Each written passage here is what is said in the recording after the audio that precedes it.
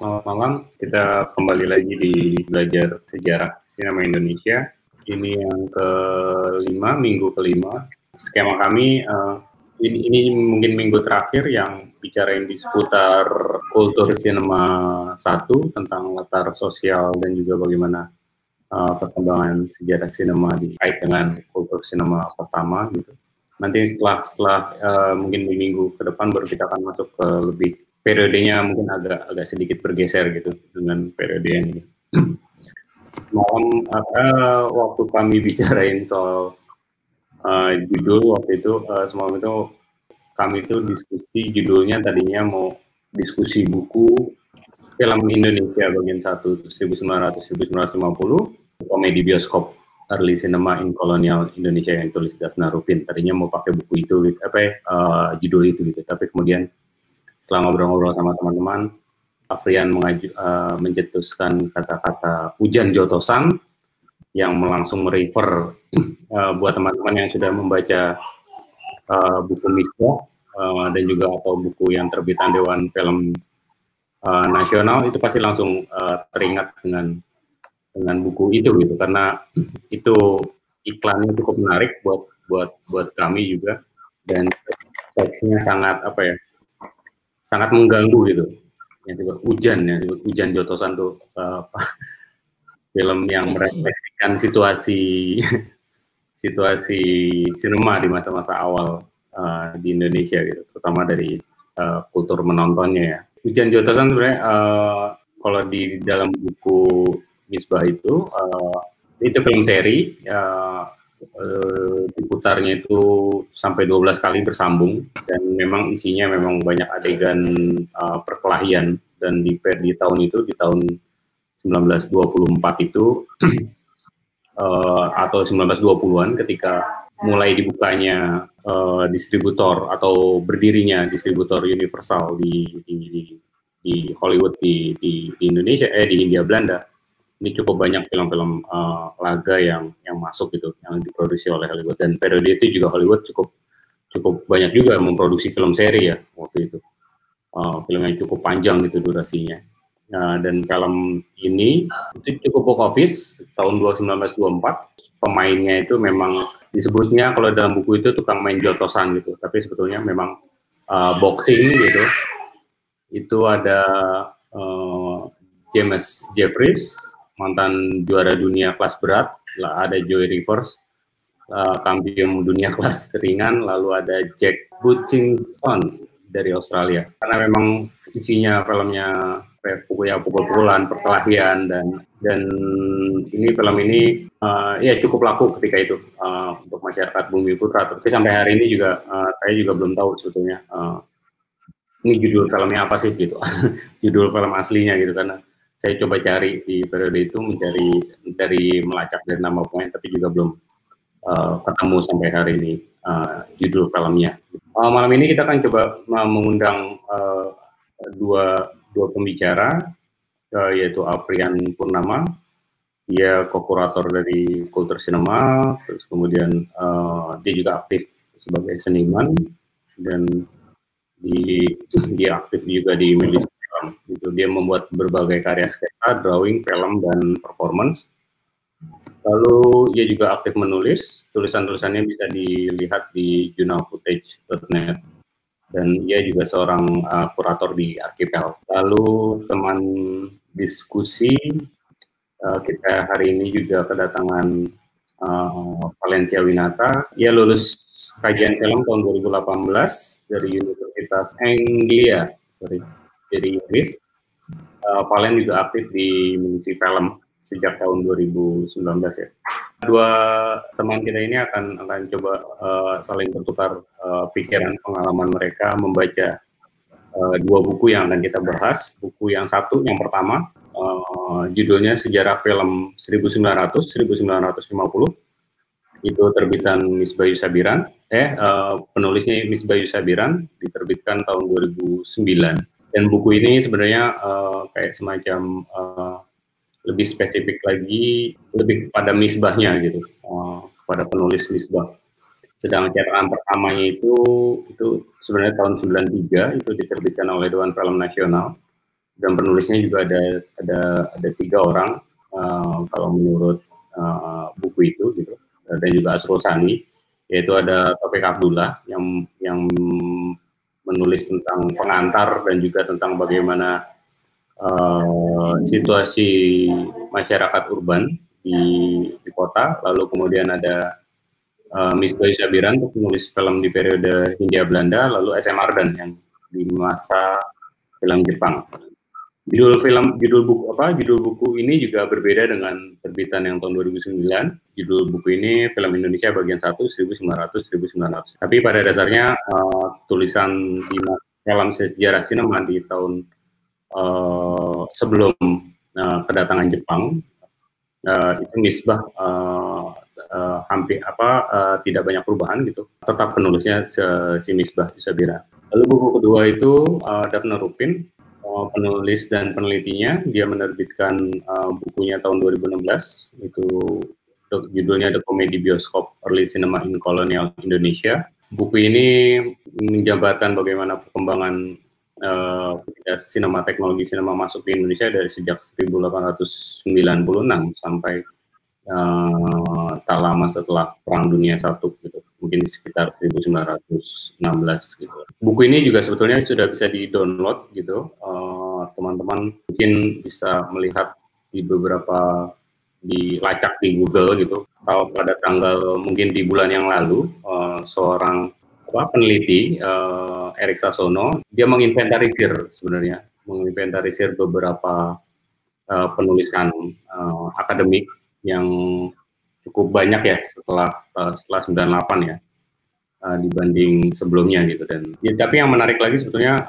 dari semua penelitian akademis itu mungkin ada 2 buku yang memang merefer ke atau merujuk pada perkembangan sejarah sinema di masa-masa awal gitu. Itu ada penulisnya si Daphna dan juga si Nadito Figian.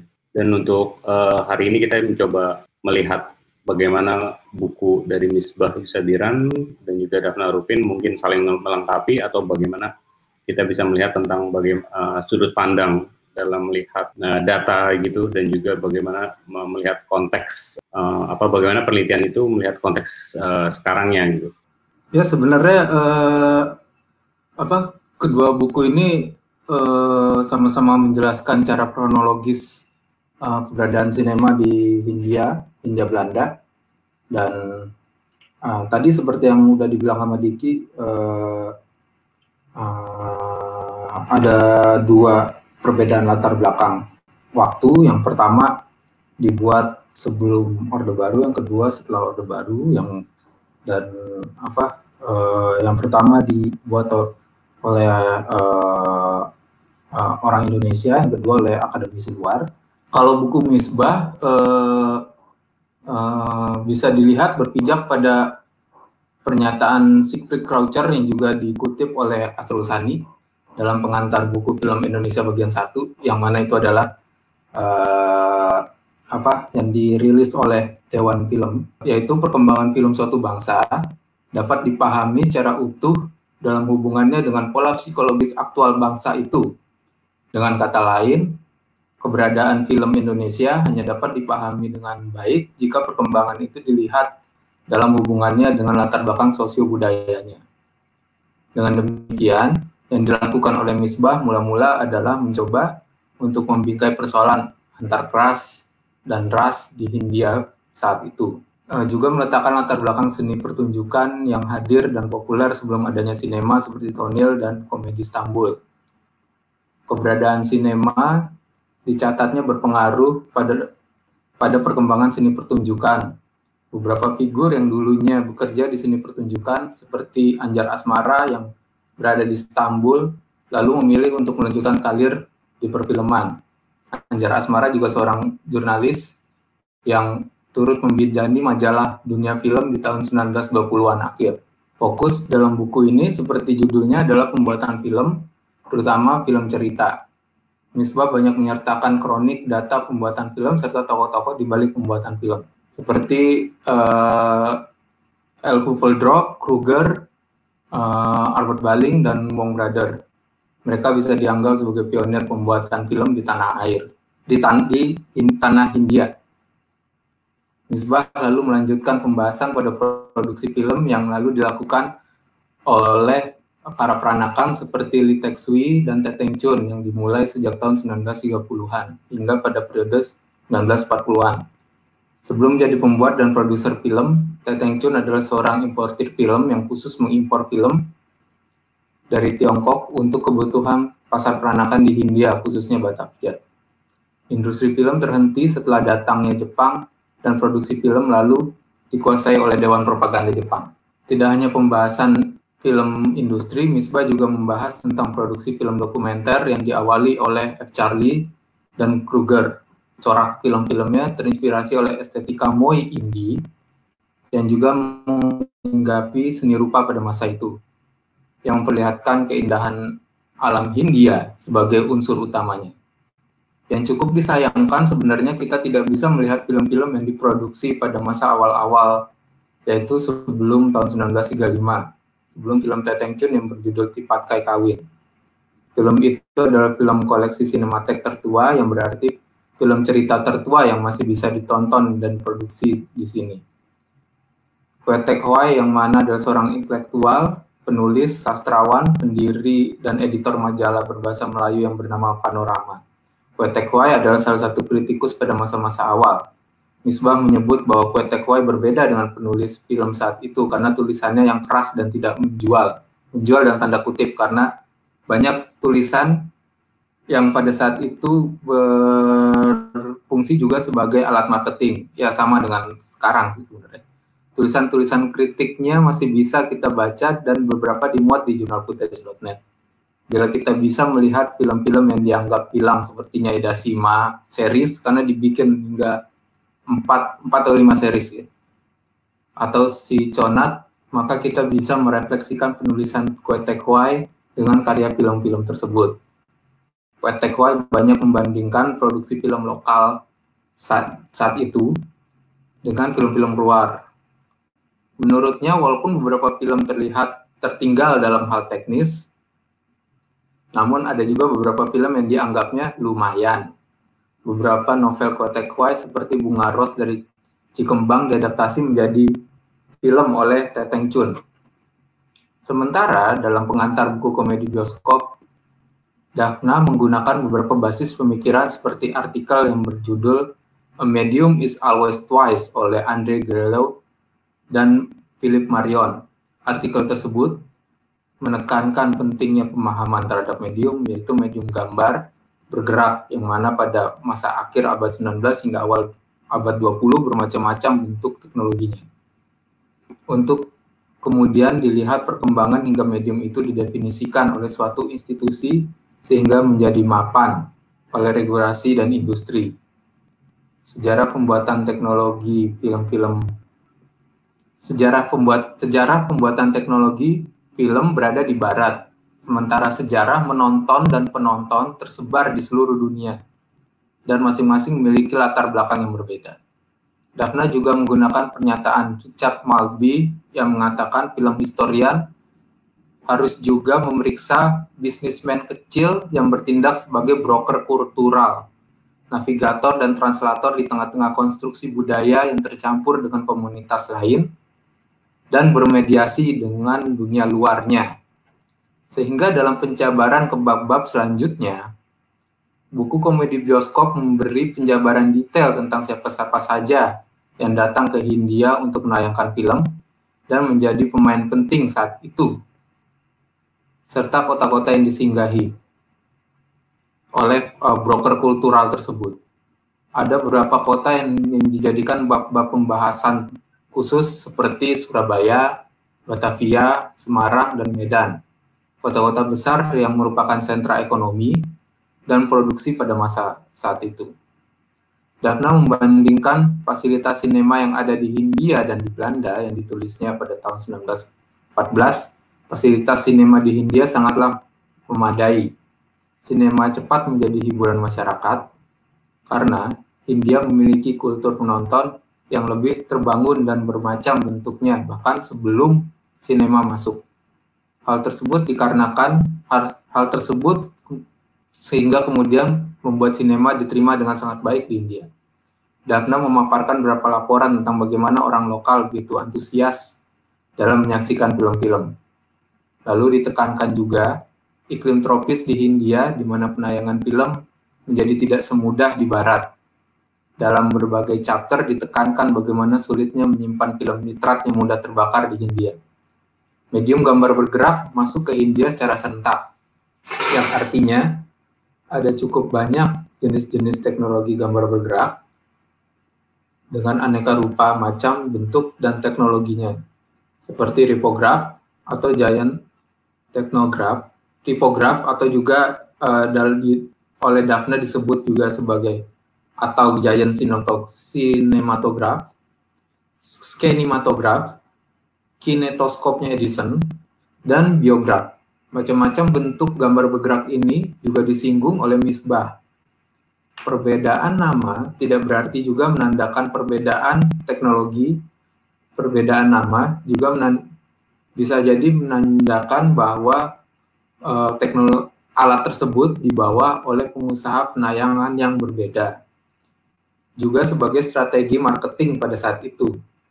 Namun yang perlu kita perhatikan adalah ada dua model penayangan di sini, yaitu yang dengan diintip dan yang ditayangkan di layar besar.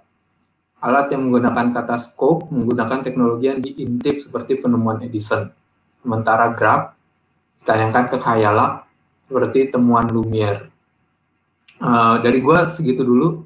Nanti mungkin setelah pembahasan Valencia kita bisa saling. Berhubung karena jaringan internet saya lumayan buruk, jadi kameranya harus saya matikan sehingga suara-suara baru bisa didengar dengan lebih jelas ya. Saya langsung sambung aja dari presentasinya Rian ya, karena menurut saya presentasi Rian udah lumayan komprehensif untuk mengcover dua buku itu. Mungkin dari saya apa yang bisa ditambah adalah benar tahun kepenulisan itu sangat berpengaruh terhadap isi bukunya ya, karena yang satu itu dibuat tahun 93 dan yang satu lagi itu dibuat tahun 2016, di mana kemungkinan ada perkembangan pemikiran tentang kepenulisan sejarah film.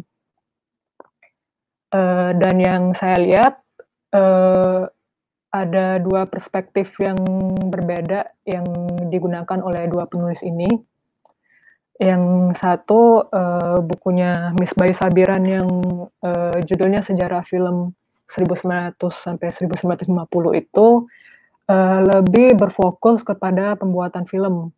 Sedangkan bukunya Daphna Rupin yang berjudul The Comedy Bioskop itu dia membicarakan tentang eksibisi dan kepenontonan film di zaman Hindia Belanda. Jadi yang saya lihat dua film ini dapat dibandingkan dengan perbedaan isi dan konten itu dapat seperti menyumbangkan kepenulisan yang lebih menyeluruh tentang sejarah film yang lebih luas. Dan dan secara kepenulisan juga karena bukunya Misbah lebih duluan ditulis, ada kemungkinan bukunya dianggap atau dikutip sebagai buku yang menjadi bacaan lebih dulu ya tentang sejarah film. Dan di sini yang saya lihat ada perbedaan di antara tahun sejarah film yang diliput juga, karena di bukunya Misbah itu kan dimulai dari 1900, kalau di bukunya Daphna yang udah dijelasin oleh Bang Diki itu dia memulai penelitian film atau eksibisi film yang dimulai dari tahun 1896. Dan perbedaan seleksi tahun itu juga sepertinya ini spekulasi saya, sepertinya itu karena yang dilihat oleh Daphna itu film itu penulisan sejarah film itu juga harus melihat film sebagai institusi sosial, di mana konsumsi film itu juga dapat menguak pengetahuan film sebagai artefak sosial budaya. Jadi dia bukan hanya produksi film estetika atau produksi film dokumenter atau film bercerita yang dijabarkan oleh Pak Misbah. Menurut saya bukunya Daphna itu adalah buku yang bisa dibilang dia memberi bacaan sejarah film yang lebih luas ya, karena dia meluaskan pembacaan film itu tidak hanya dari produksi, tapi juga kajian sosial budaya. Kalau mau nambahin apa yang Rian omongin soal bukunya Misbah, memang di buku itu ada pembagian babak penulisan di mana ada film dokumentasi. Awal-awalnya film yang dibuat itu adalah film dokumentasi yang kalau menurut bukunya itu dibuat dahulu oleh Belanda, tapi dengan juru kamera Pate tentang adegan-adegan kehidupan sehari-hari di Hindia Belanda. Tapi di buku ini tidak begitu disinggung mengenai film dokumentasi ini. Yang malah banyak disinggung itu adalah film bercerita atau film fiksi. Di sini mungkin nanti dapat dilempar ke forum diskusi ini atas dasar pertimbangan apa film, dua-duanya termasuk film, tapi kenapa ada fokus cenderung lebih berat ke film bercerita ini? Apakah karena Misbah itu berpendapat bahwa film itu dibuat dengan kecenderungan harus memperhatikan pasar, sehingga film bercerita atau film yang lebih menghibur itu mendapatkan porsi perhatian yang lebih besar di bukunya, atau apakah ada pertimbangan lain gitu. Kalau yang di buku Daphna juga tadi Rian sempat bilang ada evolusi medium, image yang di cover di bukunya Daphna tentang kinematoskop. Kalau saya nggak salah ngomong ya, maksudnya yang image yang dari peephole sampai animated fotografi dan kemudian moving image film itu kemarin sempat dari hasil diskusi dengan Bang Diki juga, mungkin pertimbangan film itu apa sih sehingga menjadikan itu batasan, karena awalnya di sejarah film menurut Pak Misbah itu film pertama yang sampai di Hindia Belanda itu adalah film dokumentasi tentang yang menampilkan Ratu Belanda pada tahun, dan ditayangkan di sini tahun 1900. Sedangkan di bukunya Daphna itu sudah ada sejarah penayangan moving image dari tahun 1896 yang tadi sudah disinggung oleh Rian. Namun yang dimasukkan di buku Daphna itu adalah animated fotografi, dan animated fotografi itu yang ditayangkan oleh Louis Talbot pada tahun 1896. Jadi ada gap 4 tahun. Jadi ada 2 versi penayangan film pertama di Hindia Belanda menurut 2 penulis ini.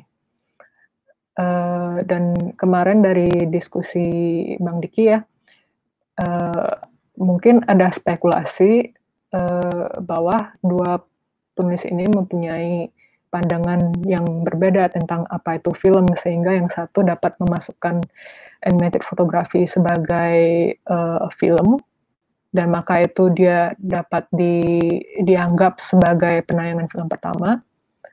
Dan yang satu lagi menganggap film yang diambil dengan kamera film gitu.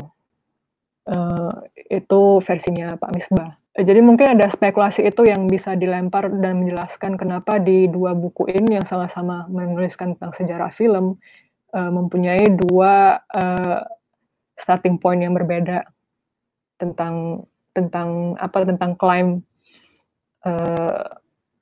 faktual ini gitu. Kalau dari gue mungkin itu dulu ya, nanti kalau mungkin ada yang gue inget untuk ditambahin baru gue bilang deh. Mungkin Kak Maman bisa mengelaborasi tentang pertama yang tadi periodisasi penulisan, bagaimana kemudian dampak-dampaknya terhadap sebuah penelitian ataupun penulisan ya, suatu situasi sosial masyarakat ketika menulis atau melakukan penelitian. Yang kedua adalah tentang definisi atau bagaimana mendefinisikan film atau gambar bergerak gitu, dari dua buku itu. Atau mungkin teman-teman punya ajuan yang lain bahkan sebagai pijakan gitu untuk melakukan penulisan sejarah sinema gitu misalnya. Kalau soal definisi film sebenarnya sebenarnya itu tergantung perspektif juga ya. Apakah dia mau dilihat sebagai seni visual, sehingga mungkin itu pembacanya bisa jadi lebih luas lagi kan, karena kalau dari sejarah seni visual itu bisa ditarik dari lukisan gitu. Menurut saya sih kalau soal penelitian film itu memang film itu sebuah subjek yang udah cukup luas ya. Dia bukan ngomongin soal bentuk, form, tapi dia juga sudah berrelasi dengan kajian-kajian yang lain, kajian cultural studies, media studies, sehingga itu kepenulisan film memang bisa sangat luas seperti yang sudah dipraktikkan oleh Daphna ini, di mana dia mengambil sudut pandang audience, reception studies, untuk menuliskan film dan sejarah film itu.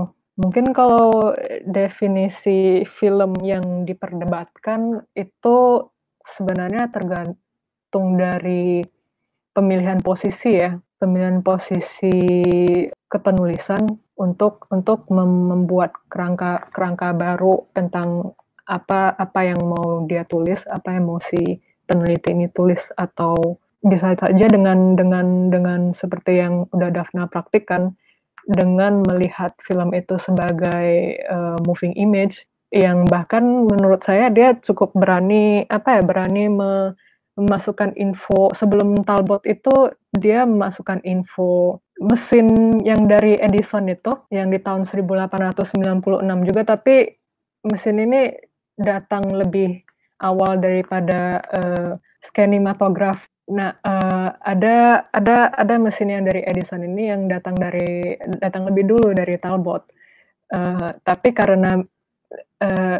Tapi yang berbeda dari mesin Edison ini adalah dia berupa peephole, di mana untuk melihat animasi gambar bergerak ini, penonton harus melihatnya dari lubang, sehingga nggak bisa dia rame-rame seperti melihat film. Jadi ada pengalaman menonton yang berbeda, tetapi mediumnya tetap sama ya, tetap animasi gambar bergerak gitu. Dan Daphna, menurut gue, dia cukup berani memasukkan informasi ini sebagai pengantar ya. Sepertinya itu sebagai pengantar bahwasanya ada teknologi gambar bergerak ini yang bisa ditarik lebih basic lagi, dan kemudian itu dapat ditarik ke belakang lagi, maksudnya ditarik ke depan dengan adanya skenimatografnya Talbot. Jadi mungkin mungkin ada pemilihan posisi yang dipilih oleh Daphna ya, mengapa dia memilih memasukkan informasi itu, karena medium inilah yang pertama kali dibawa itu oleh entrepreneur mengenai teknologi visual, teknologi gambar bergerak ini gitu.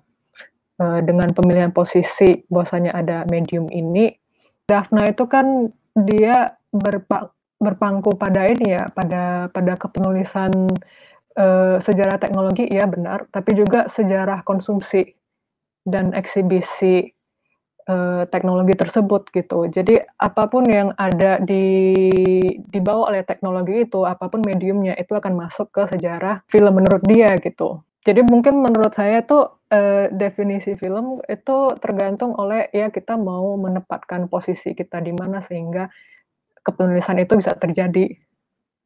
Bagaimana ada informasi baru mungkin yang bisa dicoba-coba dari melihat dengan sudut pandang itu. Ya sebenarnya yang udah disebutin sama Valen udah cukup ini ya, cukup menjelaskan ya, karena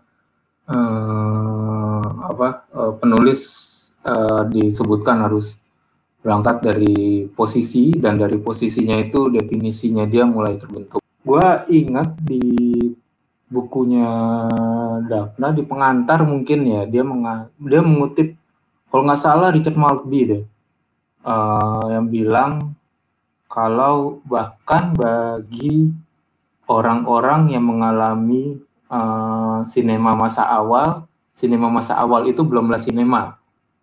Jadi itu merujuk pada penginstitusian dari si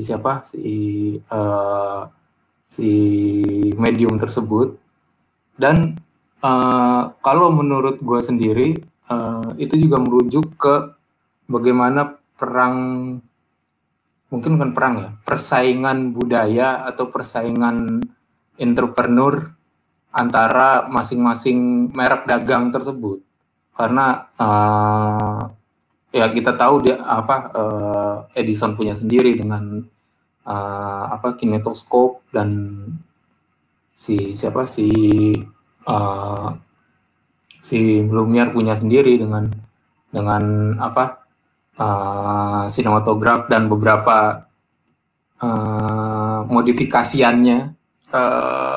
Pada akhirnya kan kita menyebut sinema, yang berarti bahwa itu dimenangkan oleh si Lumière itu. Tapi kalau misalnya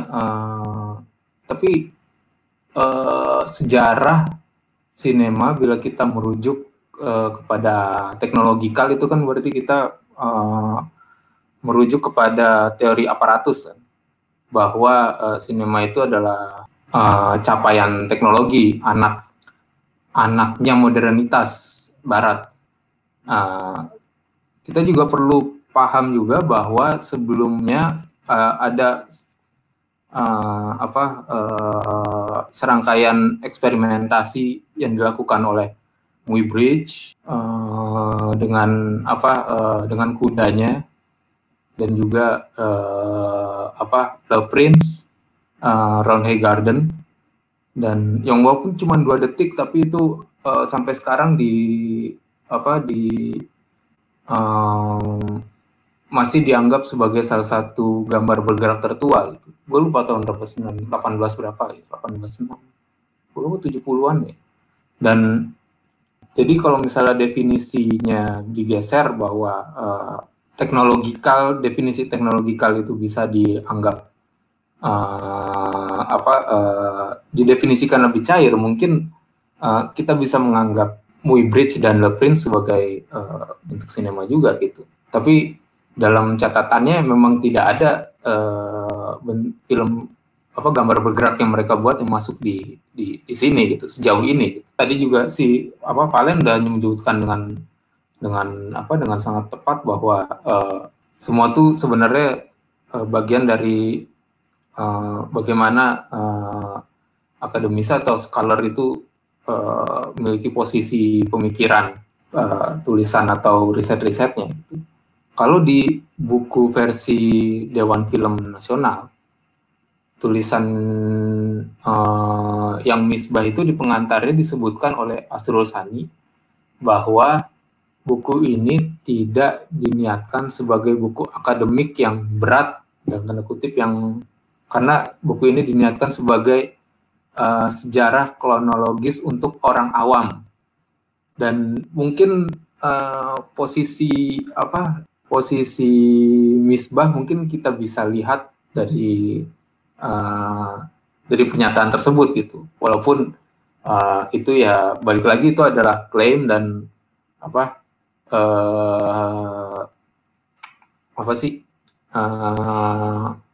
tadi udah disinggung juga, ini adalah salah satu buku yang secara komprehensif membicarakan tentang sejarah film, kecuali bila kita mau merujuk ke bukunya Armin Pane yang tahun 1905, sejarah film cerita di Indonesia gitu, yang mana banyak informasinya sebenarnya overlap dengan informasi yang ada di Misbah tentang produksi film tahun 1930-an atau lalu kemudian produksi film sebelumnya. Jadi emang pendefinisian terhadap apa itu medium sebenarnya sih yang kita perlu pahamin. Dan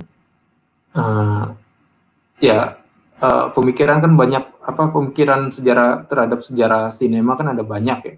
Dan Daphna ini kan di pengantarnya sendiri dia sudah bilang bahwa dia mencoba menerapkan sejarah film yang lebih muktakhir, yaitu melihatnya sebagai artefak budaya seperti yang tadi sudah dibilang oleh Valencia, yang berarti bahwa film tidak hanya estetika saja, tapi juga kultur orang-orang yang dipengaruhi atau terpengaruhi oleh keberadaan sinema itu sendiri di satu lokasi. Gue sebenarnya tetap tertarik tentang bagaimanapun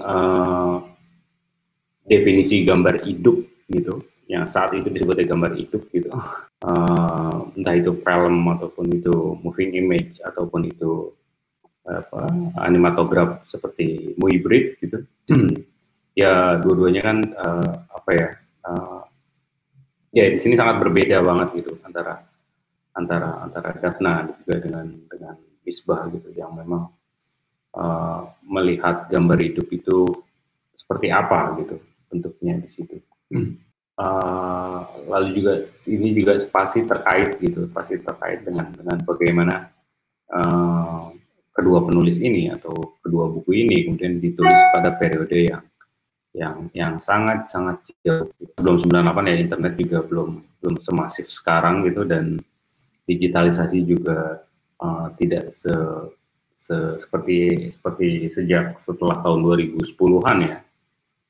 Dan Misbah juga cukup agak sulit juga untuk melacak data-data yang terutama di periode Hindia Belanda yang dia juga dibantu oleh MD Alif untuk mencari data-data dari surat kabar bahasa Belanda yang diterjemahkan oleh MD Alif. Tapi kalau misalnya kita melihat dari penelitian Daphna ini Daphna juga memberikan banyak banget source ya, banyak banget sumber online yang sebetulnya jadi yang memudahkan kita juga untuk melacak, seperti misalkan kanal website yang cukup terkenal yang itu digunakan oleh Daphna itu adalah delper.nl.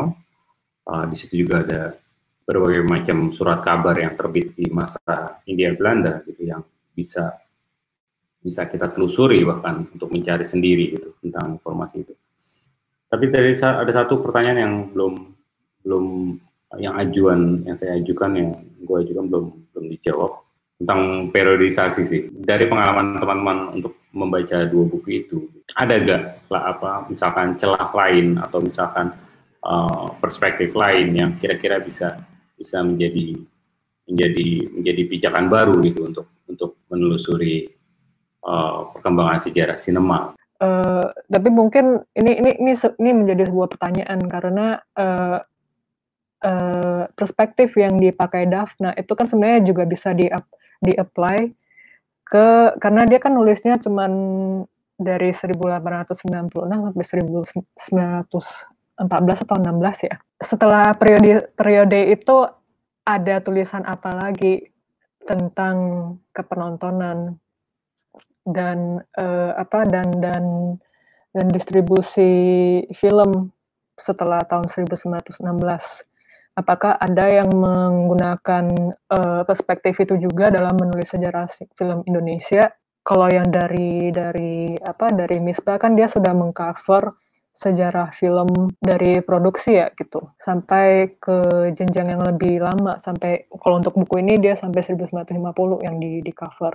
Tapi bagaimana dengan aspek film sebagai artefak budaya itu, bagaimana dengan apa yang bisa digali dari arsip-arsip iklan film misalnya, atau arsip-arsip review film dalam melanjutkan apa yang sudah Daphna lakukan sampai 1916 atau 1914 itu. Itu sih mungkin udah ada yang menulis itu dan saya belum sadar, atau kalau belum ya apakah itu bisa menjadi celah lain gitu untuk merangkum sejarah film Indonesia. Kalau mungkin gue lebih tertarik di bukunya Komedi Bioskop itu, walaupun tidak jadi pembahasan utama, tapi dia sempat membicarakan tentang bagaimana keadaan penonton saat itu, bagaimana kondisi di bioskop dan bagaimana kondisi sinefilia pada tahun segitu, di mana orang-orang bejubel pengen nonton film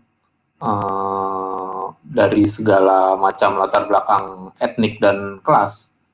Dan menurut gue itu mungkin satu hal yang perlu dikhususkan ya, karena sebenarnya tentang penonton itu kan dia mungkin masuk ke sejarah film yang tadi dibilang tentang film sebagai artefak gitu.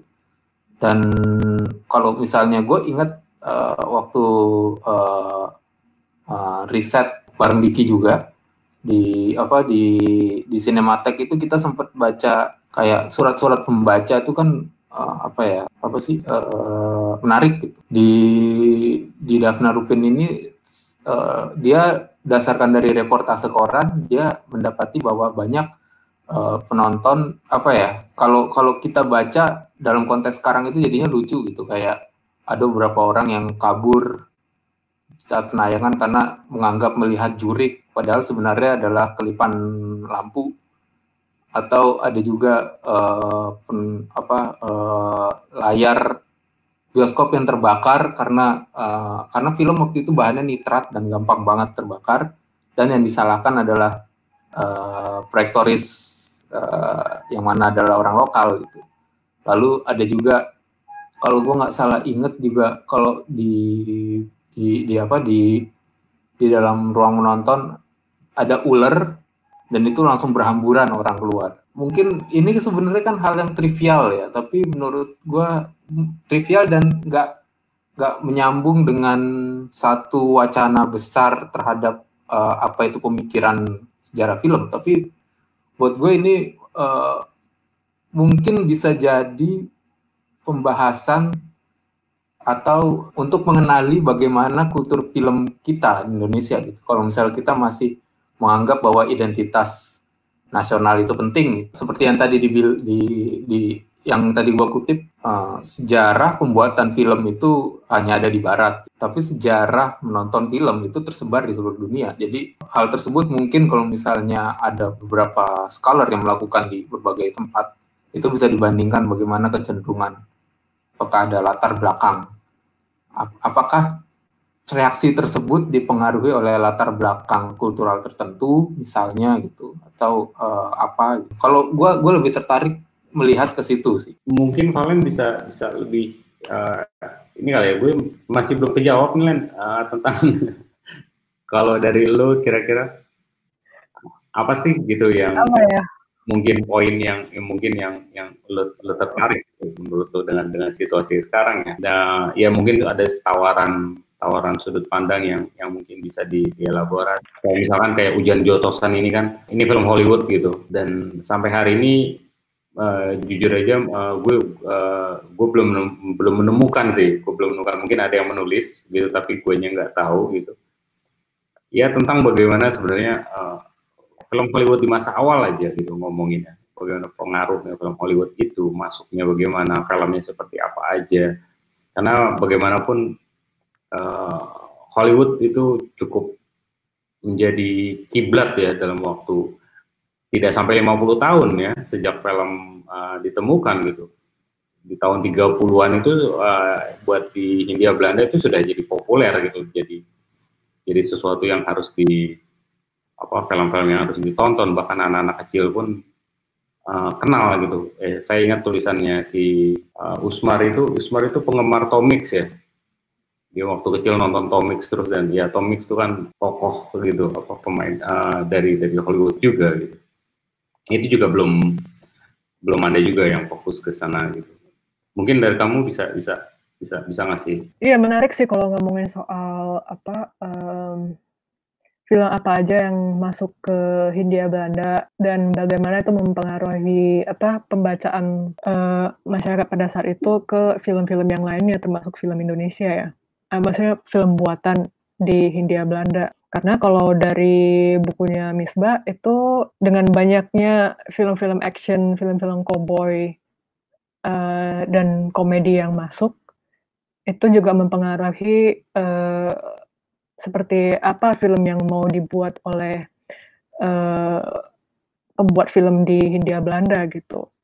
Jadi pasar apa yang bisa pasarnya udah terbentuk dan produksinya tinggal dijalanin aja gitu dengan contohnya filmnya siapa ya? Gue lupa, kayaknya Wong Brothers ya yang bikin film Rampok Trianger tahun 1929. Itu kan dia terpengaruh oleh gaya film Amerika, film-film bandit, tapi dibuat versi film jagoan untuk Bumi Putra itu. Tapi mungkin kalau ngomongin soal film apa aja yang masuk dan bagaimana itu menghasilkan kultur, itu bisa berarti menelusuri arti film dari kepenontonan, dan mungkin pemikiran dengan asupan film Hollywood yang udah dari dulu dan tradisinya masih sampai sekarang, itu mungkin bisa dirunutkan bagaimana budaya kita melihat film itu bisa ditelusuri dari bukan hanya dari Orde Baru ya, tapi dari zaman sebelum itu bisa dilihat yang dari contohnya ya film-film import dari Hollywood dari tahun 1900 ya, awal 1900 lah. Tapi apakah ini pertanyaan ya?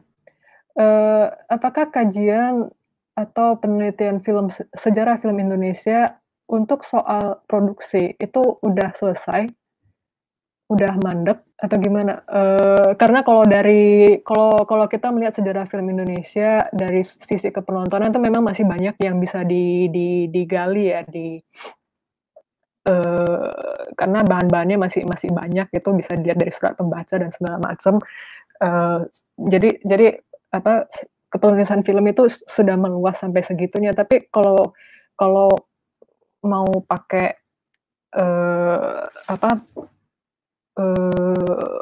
fondasi seperti yang udah Misbah buat sejarah produksi, itu apakah di sini itu tuh sudah cukup lengkap? Apakah ada lagi yang bisa digali? Ini pertanyaan karena yang nanya ini baru baca 2 buku nih. Jadi ini gue tanya ke yang udah baca banyak. Dan juga mungkin ini kemarin sempat ngobrol dengan Rian tentang gaya kepenulisan dan kerangka analitikal penulis sejarah film. Karena kalau mau dibilang ya bukunya Misbah sebenarnya buku seperti yang udah di pengantarnya buku ini, edisi yang oleh komunitas Bambu ini, edisi tahun 2009, itu pengantarnya Erik Sasono yang nulis. Ini buku bisa dilihat sebagai laporan situasi perfilman. Dia bukan analisis produksi film gitu. Apakah climate kepenulisan film untuk produksi aja deh gitu. Climate-nya udah gimana gitu. Karena kalau yang dari Misbah kan dia yang laporan aja, tapi belum ada analisis pembacaan estetika ya. Kalau menurut gue masih banyak ya PR-nya. Karena contohnya kayak 2-3 tahun yang lalu gue sama Diki sempat riset dan sempat bikin juga filmnya tentang pembuatan film rumahan gitu. Dan itu kan sebenarnya salah satu bentuk produksi film juga gitu. Dan pembuatan film walaupun secara definisi yang dipakai Misbah mungkin nggak masuk dalam pembuatan yang film yang besar gitu.